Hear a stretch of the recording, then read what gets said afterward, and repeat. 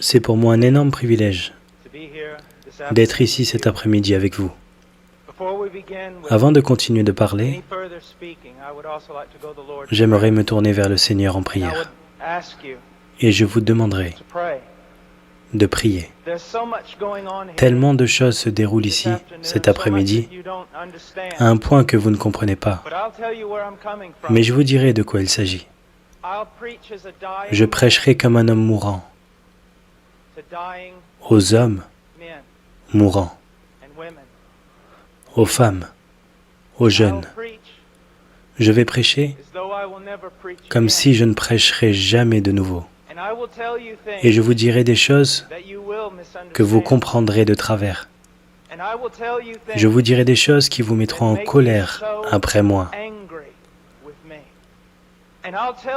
Et je vous dirai des choses que vous allez dénier. Et je vous dirai des choses, et vous me direz, je n'ai aucun droit de vous dire ce que je vous dis.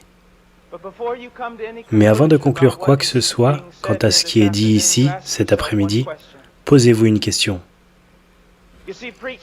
Voyez-vous, prêcher est une chose très dangereuse. C'est dangereux pour moi, car la Bible dit des faux enseignants qu'ils feront l'objet d'une plus grande condamnation. Si ce que je vous dis aujourd'hui n'est pas vrai, j'aurai de sérieux ennuis et toutes les raisons de le faire avec crainte et tremblement, parce que je me tiendrai condamné devant Dieu. Mais si ce que je vous dis aujourd'hui est vrai, alors c'est vous qui aurez une raison de craindre et de trembler. Parce que si j'interprète correctement ce passage que je vais vous indiquer, c'est comme si Dieu parlait à travers un homme. Votre problème ne sera pas avec moi. Il sera avec Dieu et sa parole. Donc la seule question qui doit être tranchée ici cet après-midi est, cet homme devant nous est-il un faux prophète ou nous dit-il la vérité? Et s'il nous dit la vérité, alors rien d'autre n'importe que de conformer nos vies à cette vérité. Prions ensemble le Seigneur.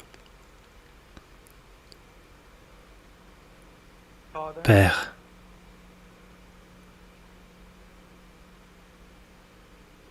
Père, je suis si petit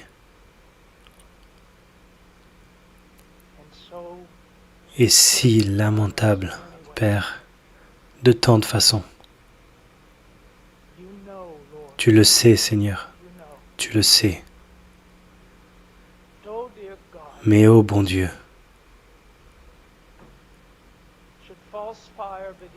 le faux feu doit-il être la seule chose jamais placée sur ton autel? Ou le feu pourrait-il descendre du ciel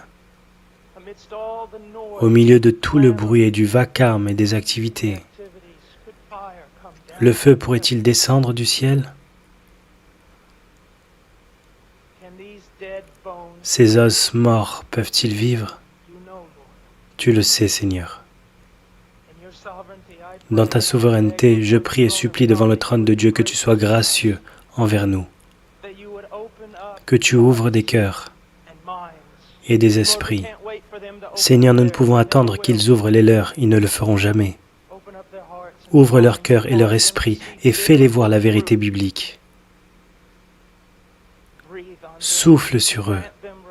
Accorde-leur la repentance, accorde-leur la foi. Emmène-les dans ton royaume, Seigneur, pour ta propre gloire.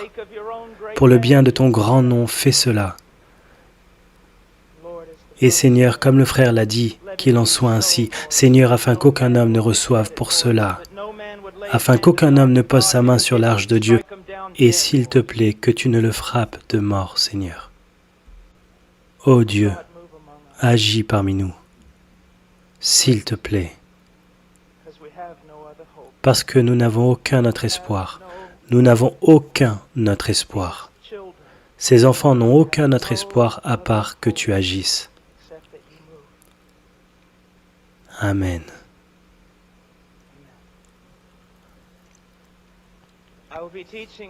J'enseignerai du chapitre 7 de Matthieu. Si vous avez vos Bibles, suivez avec moi.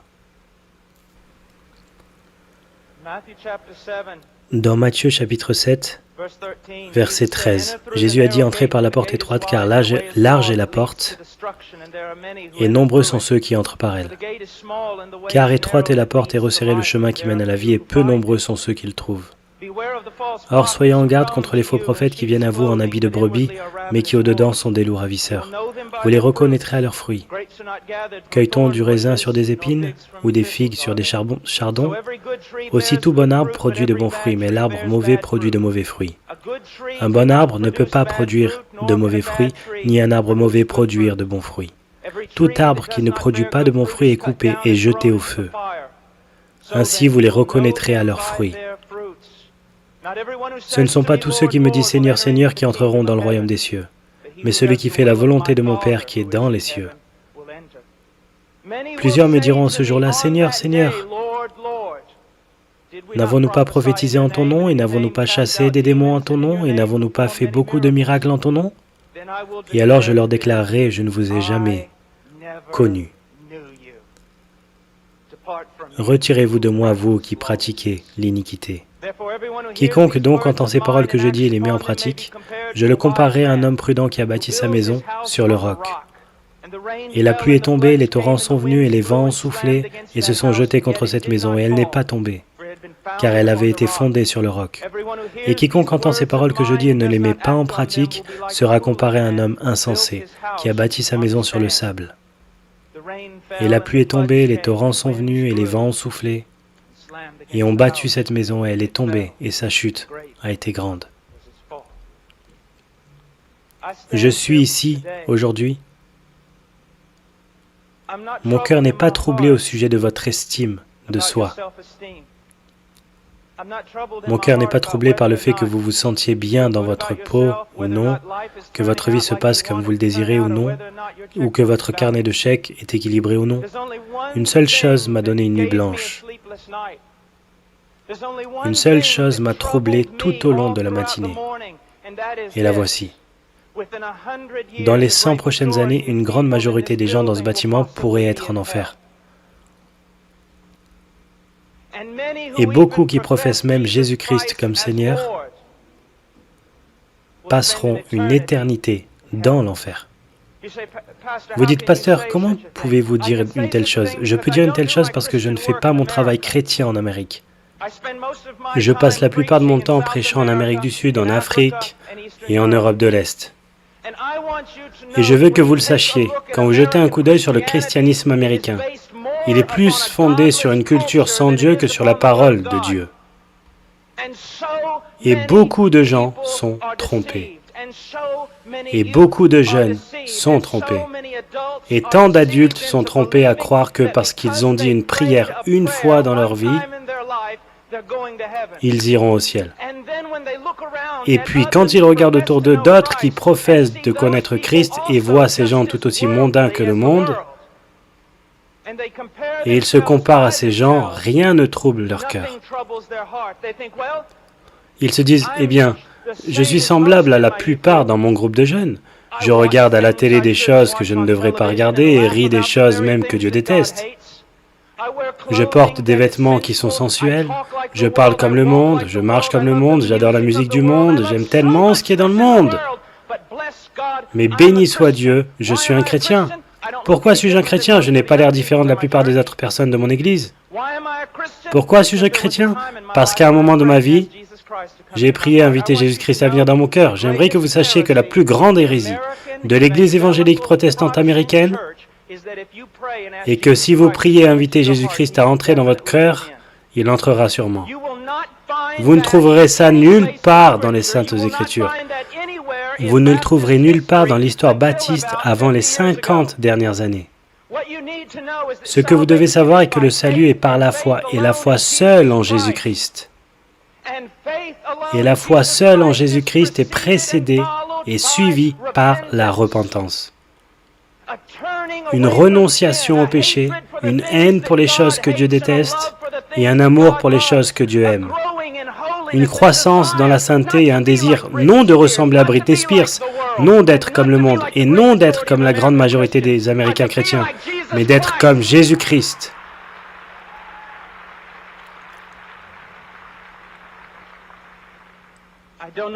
Je ne sais pas pourquoi vous applaudissez. Je parle de vous. Je ne suis pas venu ici pour obtenir des Amen. Je ne suis pas venu ici pour être applaudi. Je parle de vous. Les gens souvent m'approchent et disent « Oh, j'aimerais vous suivre en Roumanie. J'aimerais vous suivre en Ukraine. J'aimerais prêcher où vous avez prêché et planter des églises dans la jungle du Pérou. » Et je leur dis « Non, non, non. » Ils disent « Si, je le ferai. » Je dis « Non, parce que vous serez excommuniés de l'église là-bas. » Ce que nous devons voir, je n'essaie pas d'être dur juste pour être dur. Réalisez-vous combien d'amour il prend pour être devant 5000 personnes et leur dire que le christianisme américain est presque complètement faux? Savez-vous ce que ça va me coûter de ne plus jamais être invité à quelque chose comme ça? D'être mal vu?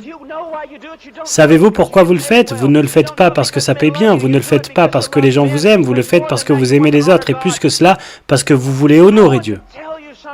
J'aimerais vous dire quelque chose. Nous allons lire les Saintes Écritures et je veux que vous le regardiez, tel que ça se présente. Arrêtez de vous comparer à d'autres qui se disent chrétiens, qui se comparent à d'autres chrétiens. Comparez-vous à la parole.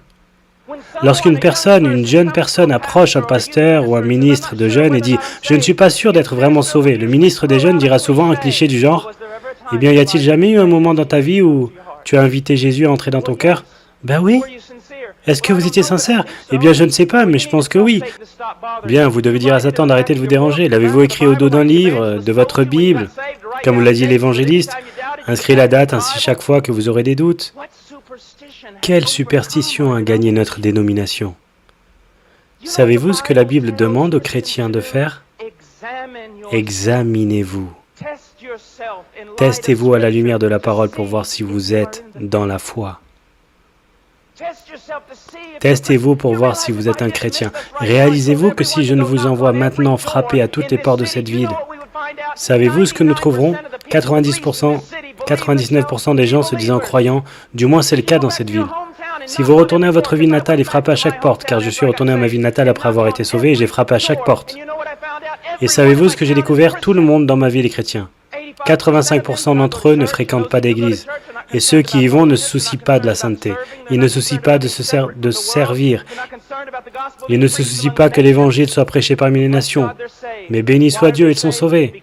Pourquoi sont-ils sauvés? Parce qu'un évangéliste qui aurait dû passer moins de temps à parler, plus de temps à étudier sa Bible, leur a dit qu'ils étaient sauvés. Et il l'a fait pour pouvoir se vanter du nombre de personnes s'avançant à l'autel à chaque appel. Je vous aime. Et il y a ici des hommes qui vous aiment. Et je veux maintenant rentrer dans la parole, maintenant que je vous ai choqué. Je veux que vous m'écoutiez. Écoutez la parole de Dieu et commencez à vous poser des questions.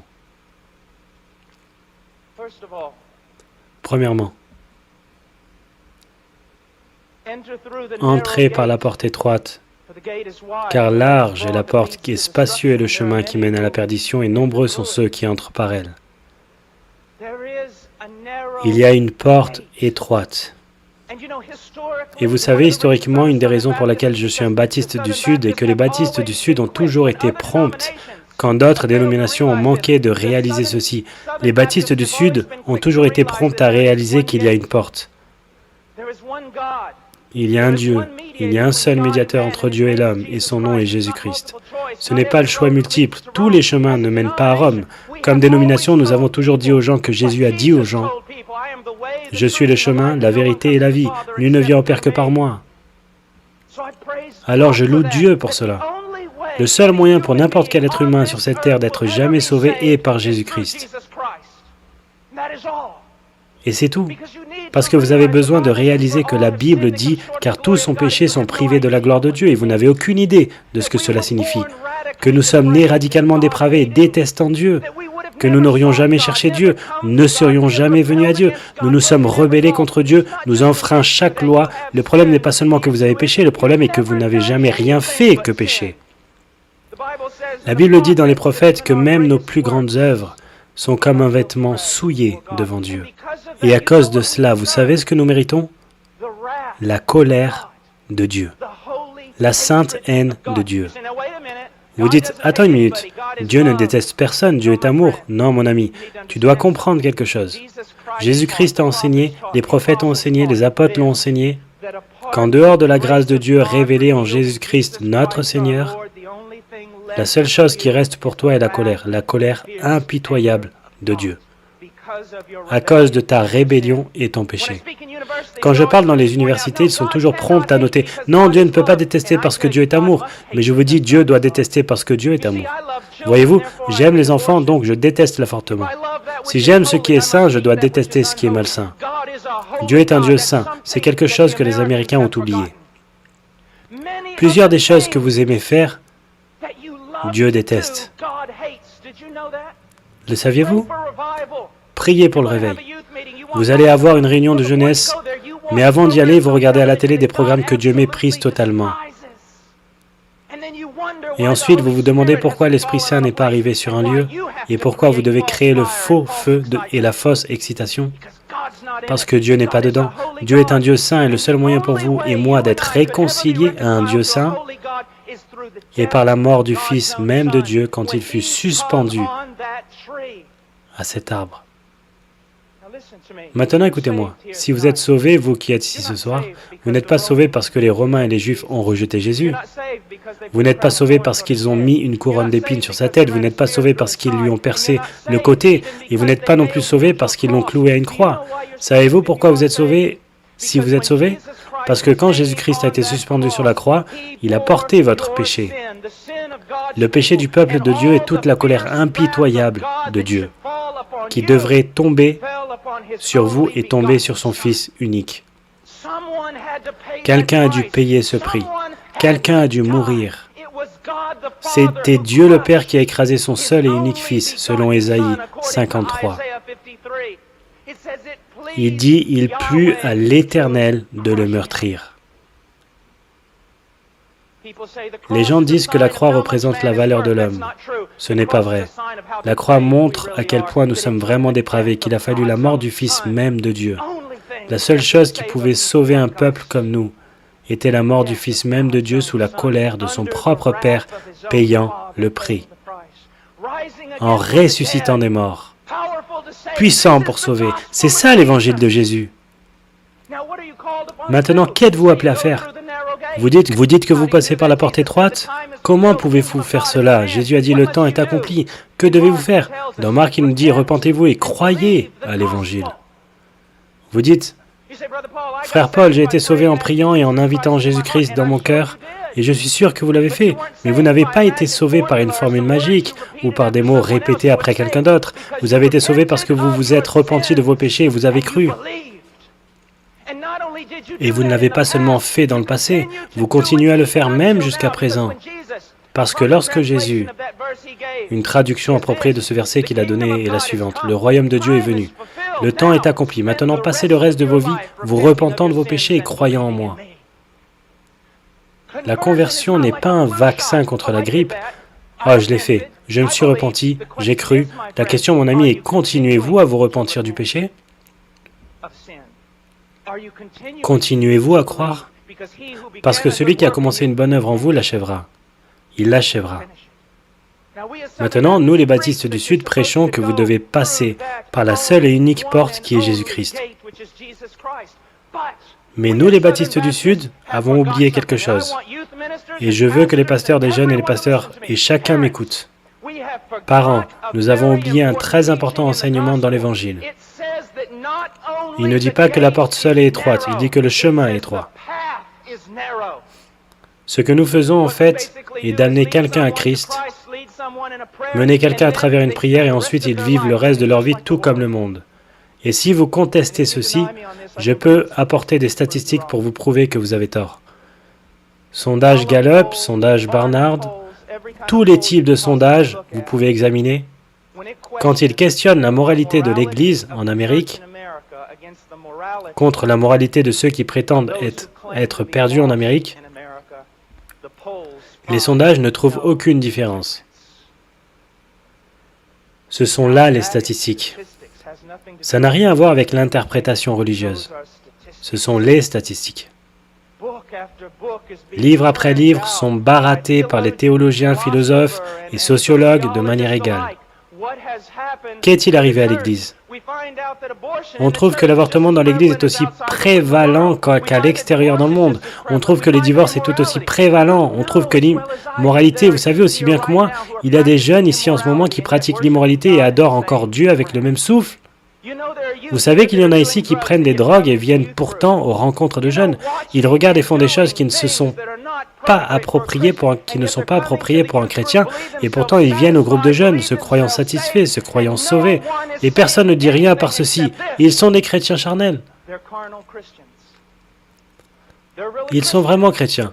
Ils sont juste charnels. C'est une doctrine qui est partie d'un séminaire baptiste, mais pas un séminaire baptiste du Sud. Il y a plusieurs décennies. Ce n'est ni biblique, ni historique. Mon cher ami, il n'existe rien de tel qu'un chrétien charnel. Vous dites, mais attends une minute, frère Paul, 1 Corinthiens chapitre 3. Car vous êtes encore charnel, Paul l'a dit. Non, c'est ce que Paul dit. Il faut lire le livre en entier pour savoir ce qu'il voulait dire. Vous voyez, l'un de nos problèmes, les jeunes, écoutez-moi. La majorité de notre christianisme est fondée sur des clichés qu'on lit au dos des t-shirts. La majorité de notre christianisme vient des compositeurs de chansons, et non pas de la Bible. La plupart de ce que nous croyons nous est dicté par notre culture, et non pas par la Bible. La Bible n'enseigne pas qu'une personne peut être un vrai chrétien et de vivre continuellement selon la chair, dans la méchanceté et pécher tous les jours de leur vie. Mais la Bible enseigne qu'il a été donné aux vrais chrétiens une nouvelle nature. Les vrais chrétiens ont un Père qui les aime. Il les discipline et veille sur eux et prend soin d'eux. Mon cœur se brise parce que vous savez aussi bien que moi, jeunes gens. Ne soyons pas hypocrites à ce propos. Il y en a tant, vous les connaissez, vous pourriez être l'un d'eux. Ou au moins vous savez qu'ils sont dans votre groupe de jeunes. Ils viennent au groupe de jeunes, ils font toutes ces choses, mais dans leur cœur ils sont aussi méchants que méchants peut-être. Il n'y a aucune différence, il n'y a pas de lumière. Tout que le monde fait, ils font et c'est approprié, c'est ok. Mon ami, ce n'est pas le christianisme ça. Ils ne risquent pas de perdre leur récompense, ils risquent l'enfer. Ils ne connaissent pas Dieu. Que n'enseignons-nous pas? Quand avez-vous entendu dernièrement quelqu'un dire qu'il n'y a pas qu'une porte étroite menant au ciel, mais une voie étroite? Jésus indique qu'une des marques essentielles d'un vrai chrétien est que vous marchez sur la voie étroite. Savez-vous quelle est la marque d'un vrai chrétien en Amérique? Vous avez dit une prière une fois. N'est-ce pas incroyable? Qu'est-ce qui vous est demandé si vous doutez de votre salut? Avez-vous un jour dit une prière? Qu'enseignent les Saintes Écritures? Examinez-vous, éprouvez-vous à la lumière de la parole pour voir si vous êtes dans la foi, parce qu'un chrétien sera différent. Bon, est-ce que je dis que le chrétien est sans péché? Non. Dans 1 Jean, nous apprenons que le chrétien pêche. Et si un homme n'admet pas son péché, il ne connaît pas Dieu, il ne marche pas dans la lumière. Quelle est donc la différence? Où veux-je en venir? À ceci. Si vous êtes réellement un chrétien né de nouveau, un enfant de Dieu, vous marcherez dans la voie de la droiture comme un style de vie. Vous marcherez dans la voie droite. Et si vous vous écartez de ce sentier de droiture, le Père viendra à vous.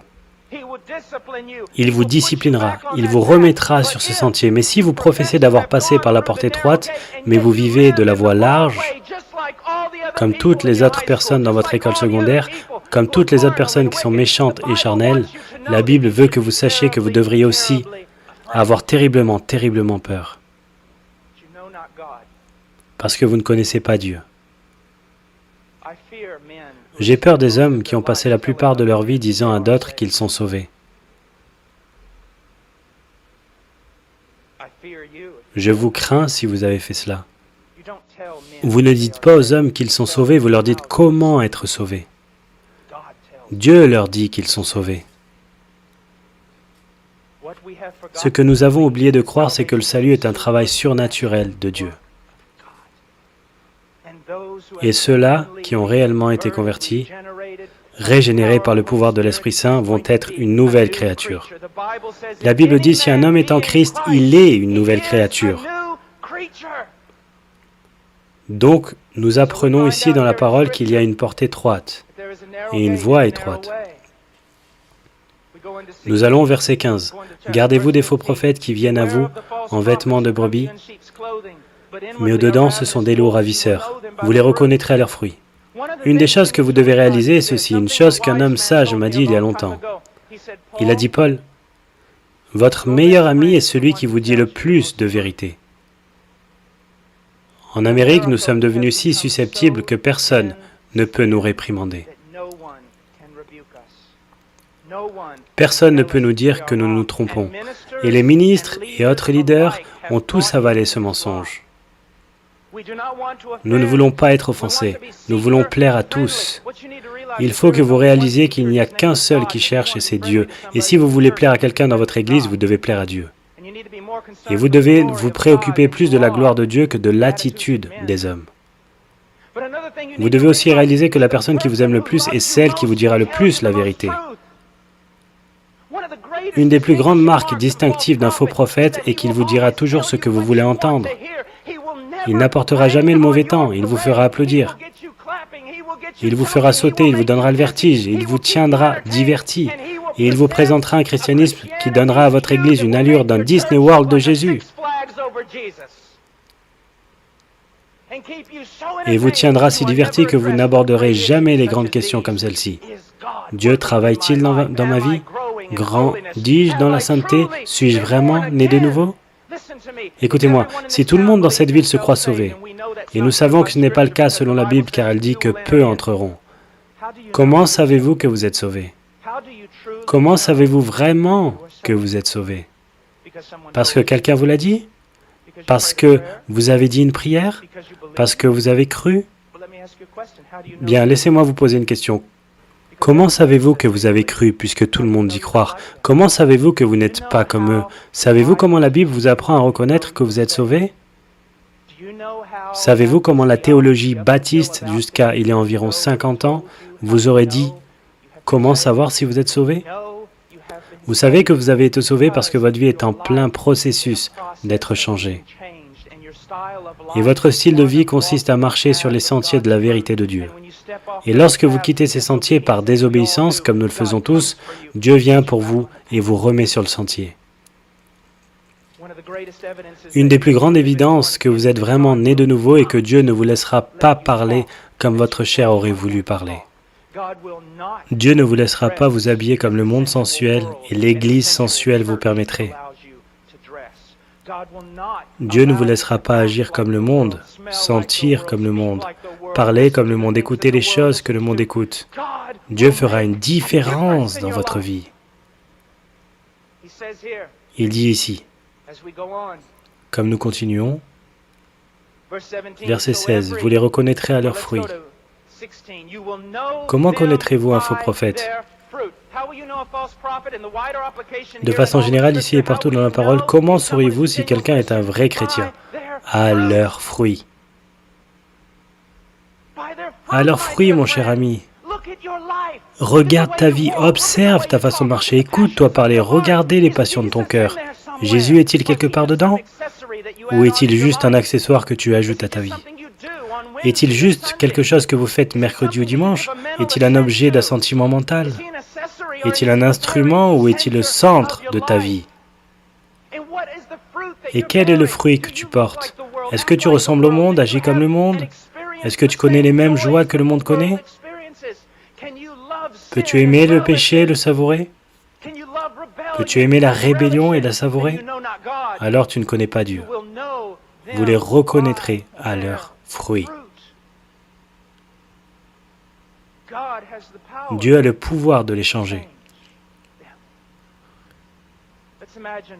Imaginons un instant Jésus enseignant ce passage. Et vous êtes assis là à l'écouter. Et il vous regarde. Il dit,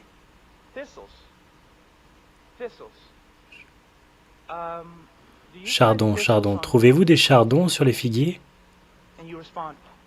Et vous répondez, bien sûr que non, Jésus. Vous n'êtes pourtant pas un agriculteur ni un fermier. Je veux dire, vous êtes menuisier. Mais chacun sait, Jésus, qu'on ne trouve pas d'épines sur les figuiers. Permettez-moi donc de vous poser une autre question. Trouve-t-on des figues bons fruits sur des épineux? Mais non, Jésus, c'est absolument ridicule.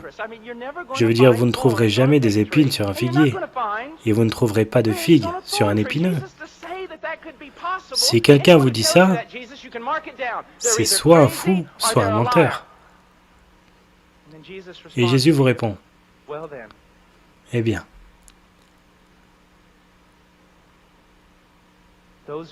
ceux qui se disent mes disciples et portent de mauvais fruits,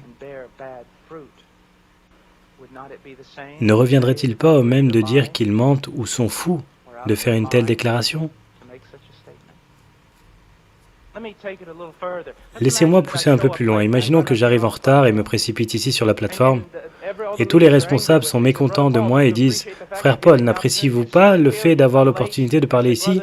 Et vous êtes en retard ?» Et je dis « Frère, il me disait bien pourquoi vous êtes en retard. Eh bien j'étais sur l'autoroute et je conduisais, j'ai eu une crevaison et je suis sorti de l'autoroute et quand je changeais le pneu, un écrou est tombé. Et je ne prêtais pas attention à l'autoroute et j'ai couru pour ramasser l'écrou. Et aussitôt que je l'ai ramassé du milieu de l'autoroute, je me suis levé et un camion de 30 tonnes à 10 mètres de moi arrivait à 190 km/h. Et il m'a écrasé, c'est pourquoi je suis en retard. Maintenant, il n'y aurait que deux. Je sais que personne n'étudie plus la logique, mais il n'y aurait que deux conclusions. 1, je suis un menteur, ou 2, je suis un fou. Vous direz, frère Paul, c'est absolument absurde, c'est impossible, frère Paul, de se retrouver face à face avec une chose aussi grande qu'un camion et ne pas être changé. Et ensuite, ma question à vous serait lequel est le plus grand? Un camion ou Dieu? Comment se fait-il que tant de personnes professent aujourd'hui d'avoir rencontré Jésus-Christ et pourtant ils ne sont pas changés une fois pour toutes? Laissez-moi vous donner de quoi réfléchir. Vous savez que je vous dis la vérité. Combien de fois allez-vous souvent redédier votre vie encore et encore et encore? Combien de fois les groupes de jeunes vont à des choses comme ça et sont galvanisés et retournent à l'église et ça ne dure qu'une semaine et demie?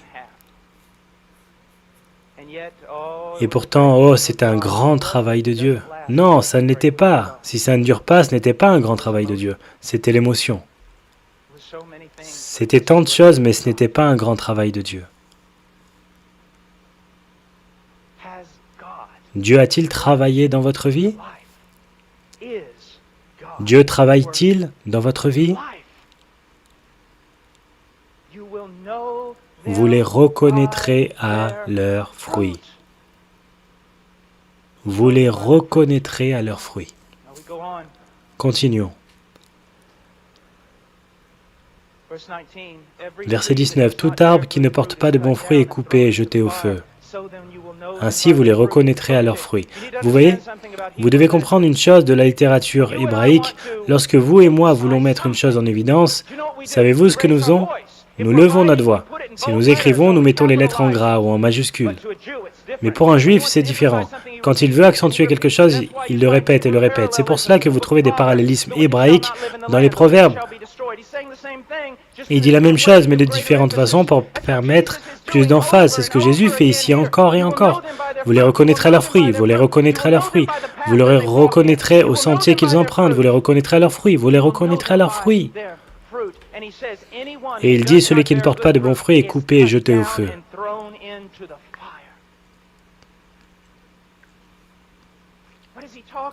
De quoi parle-t-il? Mon cher ami, il parle du jugement de Dieu Tout-Puissant, qui un jour tombera sur le monde, qui un jour tombera peut-être sur vous. Oh, cher ami, je ne peux pas regarder dans votre cœur. Je suis si facilement trompé par mon propre cœur.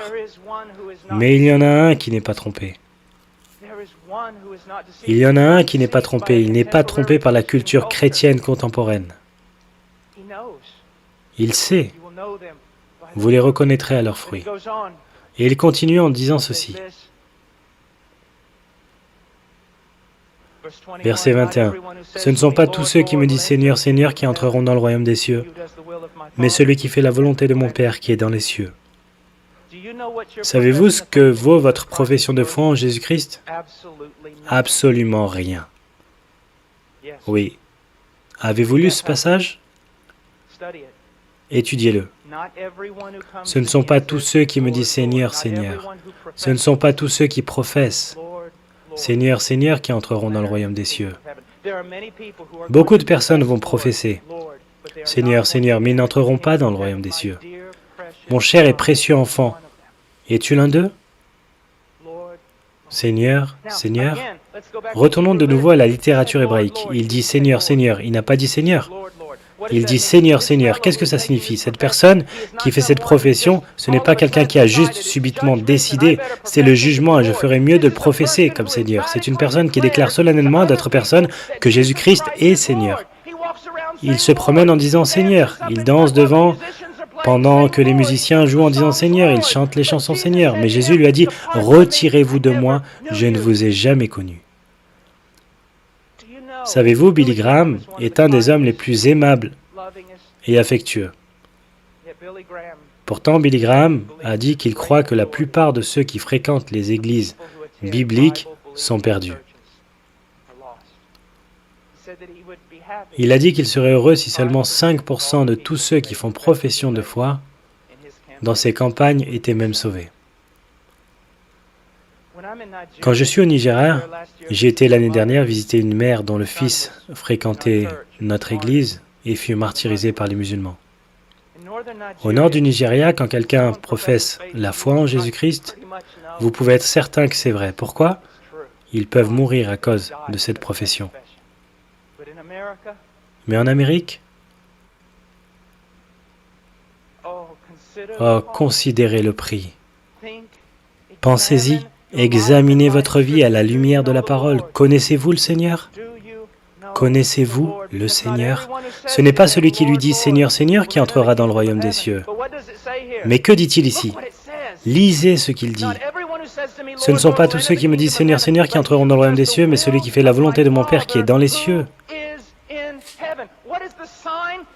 Quel signe montre que quelqu'un est devenu un vrai chrétien? Je souhaite que nous recommencions à enseigner ici. Qu'est-il arrivé à notre théologie? Qu'est-il arrivé à notre doctrine? Qu'est-il arrivé à notre enseignement? Ils sont passés où? Personne ne veut plus étudier la doctrine. Ils veulent juste écouter des chansons et lire au dos des t-shirts chrétiens. Qu'est-il arrivé à la vérité? La vérité vous dit ceci. L'évidence pour que vous ayez l'assurance d'être réellement un chrétien né de nouveau, faire la volonté du Père devrait être un style de vie. Vous dites, oh, vous parlez des œuvres. Non, pas du tout, je parle de l'évidence de la foi. Et ça veut dire ceci. Votre profession de foi ne prouve pas que vous êtes né de nouveau parce que tout le monde dans ce pays professe la foi en Jésus-Christ. Barnard nous dit que 65 à 70% des Américains sont sauvés, chrétiens, nés de nouveau. Le pays le plus impie de la planète. Tuer 4000 bébés par jour, mais Dieu soit béni. 70% d'entre nous sont nés de nouveau. Comment savez-vous si la foi que vous avez n'est pas fausse? Un style de vie qui se préoccupe de faire la volonté du Père, de mettre en pratique la volonté du Père. Et lorsque vous désobéissez à la volonté du Père, l'Esprit Saint vient et vous corrige soit en personne à travers la parole écrite, soit par un frère ou une sœur en Christ, et Dieu vous met de nouveau sur le sentier. Si vous êtes un vrai chrétien, vous ne pourrez lui échapper. Laissez-moi vous donner un exemple. Si j'étais votre pasteur, et vous aviez, disons, 14 ans, et je revenais de la prédication à 1h du matin, et je vous voyais debout là-bas dans un parc ou dans un coin avec une bande de truands, faisant des choses que vous ne devriez pas faire, et étant un membre de l'église, je vous dirais, rentre dans la voiture, je te ramène chez ton père. Je ne serai pas fâché contre vous, je serai fâché contre ton père.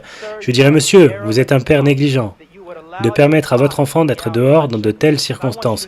Je veux que vous sachiez une chose, Dieu n'est pas un père négligent.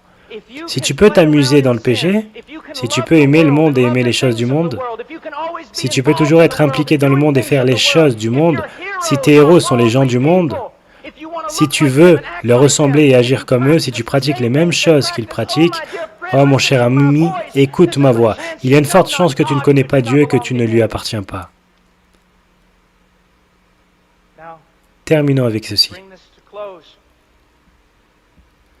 Verset 22. Plusieurs me diront ce jour-là, Seigneur, Seigneur, n'avons-nous pas prophétisé en ton nom, et chassé des démons en ton nom, et fait beaucoup de miracles en ton nom? Et alors je leur déclarerai, je ne vous ai jamais connus.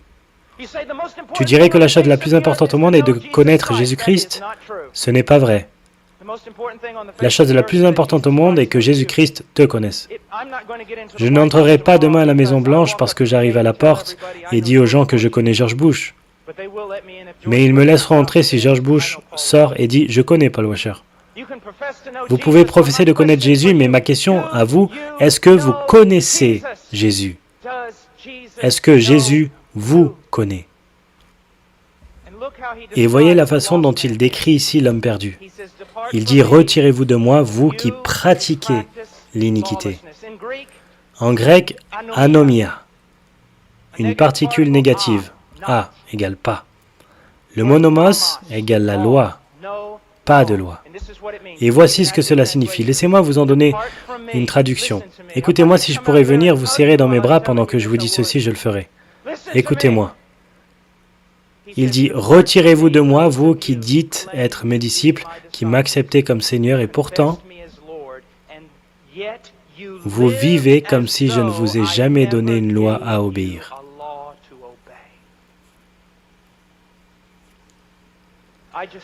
J'ai juste décrit une grande majorité du christianisme nord-américain. Si on commence à parler de la loi, si on commence à parler des principes bibliques quant à ce que nous devons faire et ne pas faire, quelle vie nous devons avoir et ne pas avoir, chacun commence à crier légaliste. Légaliste. Mais Jésus dit, « Retirez-vous de moi ceux de vous qui vivez. Vous m'avez appelé Seigneur, mais vous avez vécu comme si je n'avais jamais donné de loi. » Selon le christianisme américain, aujourd'hui, passez à travers la porte. Dieu soit loué. Vivez comme le reste du monde et c'est ok, vous êtes juste charnel, peut-être un jour vous reviendrez. Savez-vous ce qui arrive à cause de notre mauvaise évangélisation? Une multitude d'enfants sont sauvés dans les écoles bibliques de vacances, et lorsqu'ils atteignent 15 ans, la grande majorité retourne vivre dans le monde comme les démons.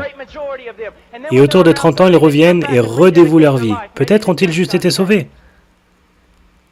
Car il ne s'agit pas juste de dire à quelqu'un que vous êtes sauvé, parce que vous avez admis que Jésus est le Seigneur. Satan admet que Jésus est le Seigneur. Votre vie change-t-elle continuellement? Et ensuite, plus bas, il parle de deux personnes, deux fondations. Savez-vous que ce passage est d'actualité? Voyez-vous, c'est important d'étudier la théologie et l'histoire. L'interprétation contemporaine de ce passage du roc et du sable est essentiellement ceci. Si vous êtes un chrétien, vous devez construire votre vie sur le roc parce que si vous la construisez sur le sable, vous serez un chrétien malheureux et votre vie n'ira pas bien. Ce n'est pas ce que Jésus enseigne et l'histoire m'appuie à ce propos. C'est difficilement interprété comme ça. Savez-vous quelle en est l'interprétation? La voici. Il y a deux chemins. Il y a un chemin étroit et un chemin large. Sur lequel êtes-vous? Il y a deux types d'arbres. Il y a un bon arbre qui donne de bons fruits et il va au ciel. Et il y a un mauvais arbre et vous savez qu'il est mauvais car il porte de mauvais fruits et il va en enfer. Il sera coupé et jeté au feu. Il y a ceux qui professent que Jésus est Seigneur et ils font la volonté du Père qui est aux cieux. Et il y a ceux qui professent que Jésus-Christ est le Seigneur et ils ne font pas la volonté du Père qui est aux cieux. Et ils vont en enfer. Pas faute d'œuvre, mais faute de foi démontrée par le fait qu'ils n'avaient pas d'œuvre. Et ensuite, il continue.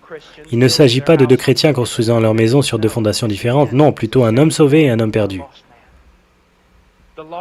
L'homme perdu entend la parole de Dieu, mais il ne pose aucune fondation.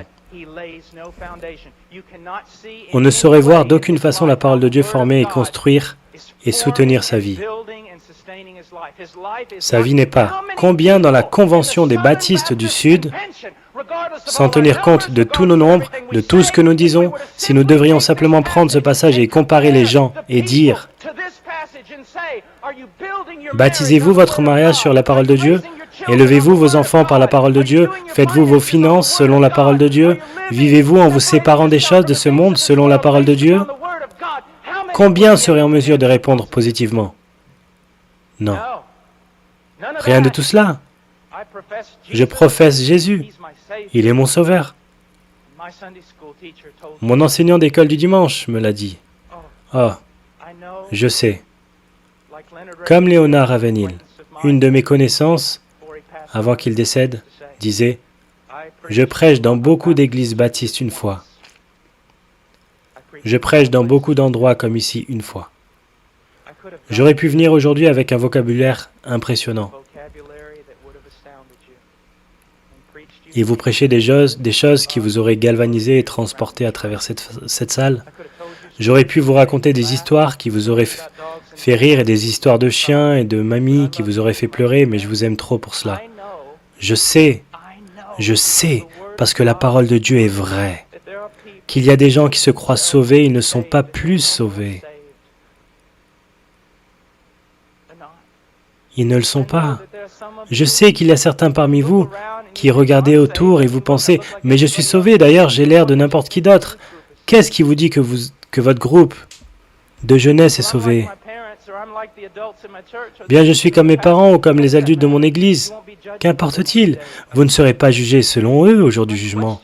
Ma question à toi, bien-aimé, ma question à toi, petit enfant, je veux dire, vous pourriez être mes enfants. Et je prie qu'un jour, quand mon petit garçon grandit, qu'il y ait un pasteur qui se tienne devant lui et lui dise « Assez de ça! Revenons! Que dit la parole de Dieu?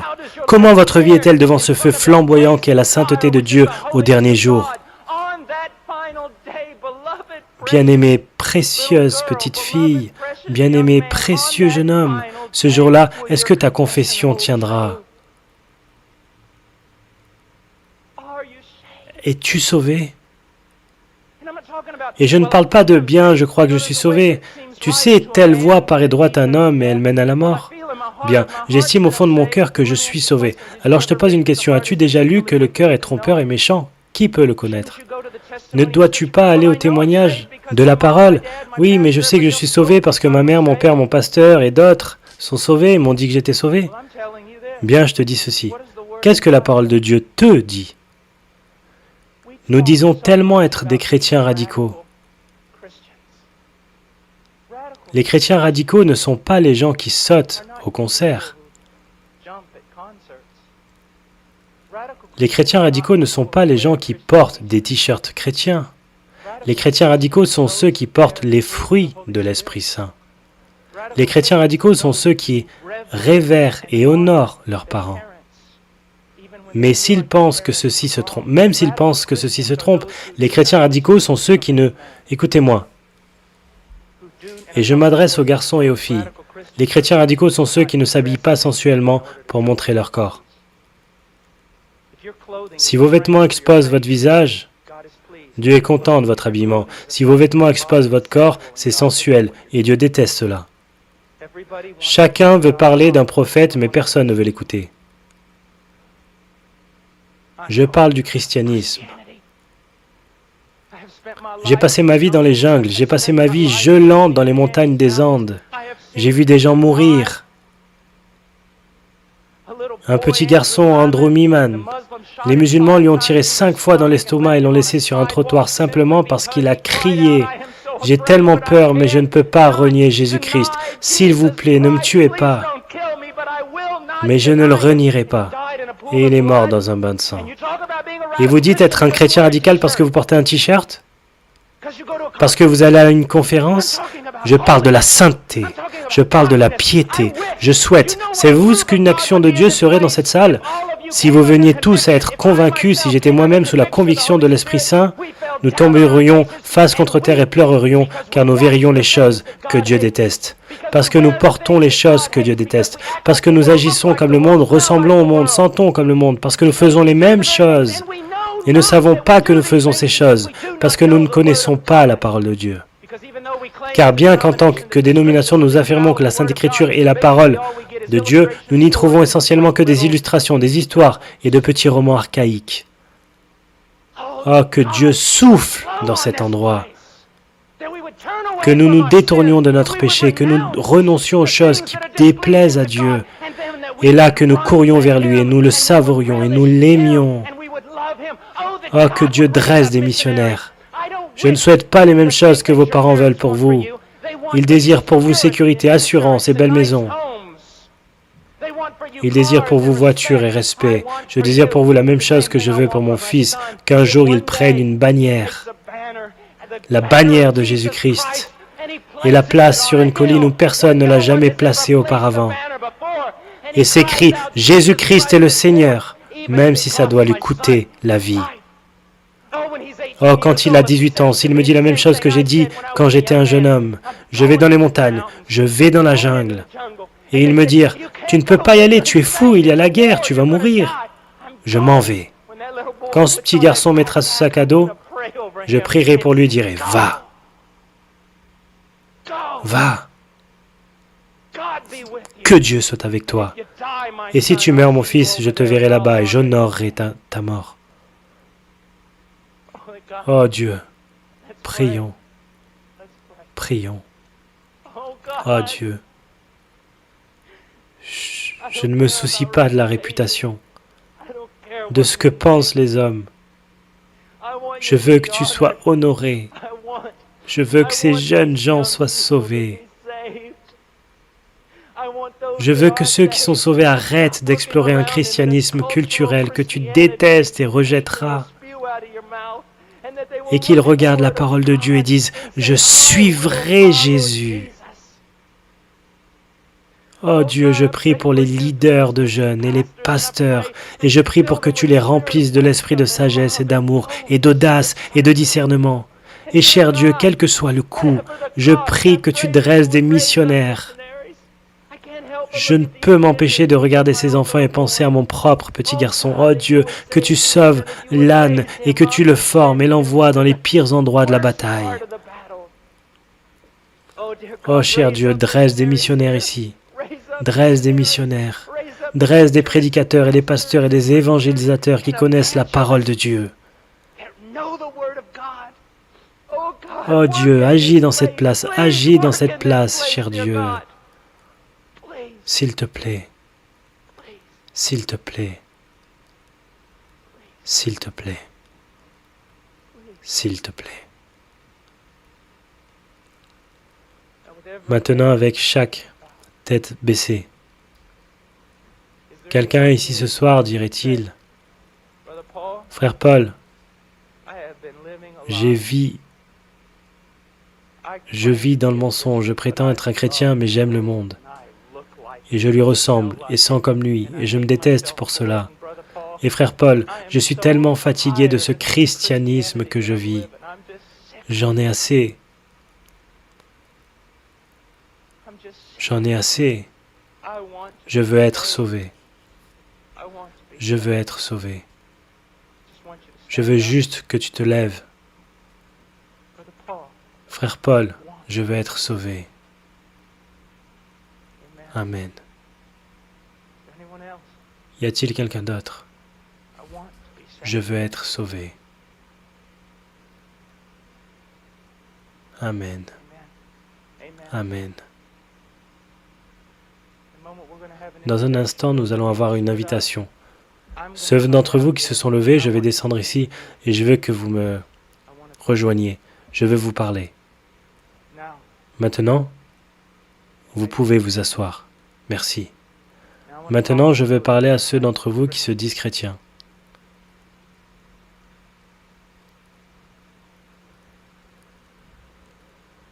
Votre vie honore-t-elle Jésus-Christ? Examinez-vous sa parole pour savoir comment vous êtes censé mener votre vie? Je prie avec tout mon cœur. La seule chose qui va sauver l'Église en Amérique, il n'y a que deux possibilités. L'une est une réforme totale de notre prédication et de notre étude de la parole de Dieu, et l'autre est une féroce, horrible persécution. C'est la seule chose qui va sauver l'Église en Amérique. Oh, je prie que vous retourniez à la parole. Je prie, écoutez-moi, jeunes gens, vous devez savoir. Vous devriez dire, ok, comment devrais-je vivre avec mes parents? Allez voir dans la parole, trouvez-le, obéissez. Comment devrais-je m'habiller? Allez voir dans la parole, trouvez-le, obéissez. Comment devrais-je parler? Que devrais-je écouter?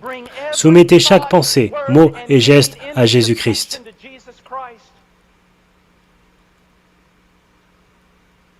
Ceci dit, je ne vais pas vous demander de vous lever, parce que je suis fatigué des gens qui viennent en avant et prennent ces engagements, et ces engagements ne durent que 2 minutes. Je ne suis pas ici pour pouvoir écrire dans ma publication qu'une foule est venue en avant. Je veux que vous alliez à la maison et je veux que vous viviez pour Jésus-Christ avec tout votre cœur. Mais si vous avez besoin de conseils, vous dites, frère Paul, je veux vivre pour Jésus-Christ. Je ne sais pas comment. Je ne sais pas comment. Dans 1 minute, nous allons envoyer une invitation et je veux que vous veniez en avant, pas pour prendre un engagement. Vous voulez prendre un engagement, vous prenez cet engagement d'où vous êtes. Si vous avez besoin, vous allez le dire à votre leader de jeunes. Et vous savez quoi? Nous saurons si cet engagement dure, parce que ça va durer. Nous saurons si c'est de Dieu. Laissez-moi vous dire, pour tous ceux qui sont ici en ce moment, je veux vous dire quelque chose.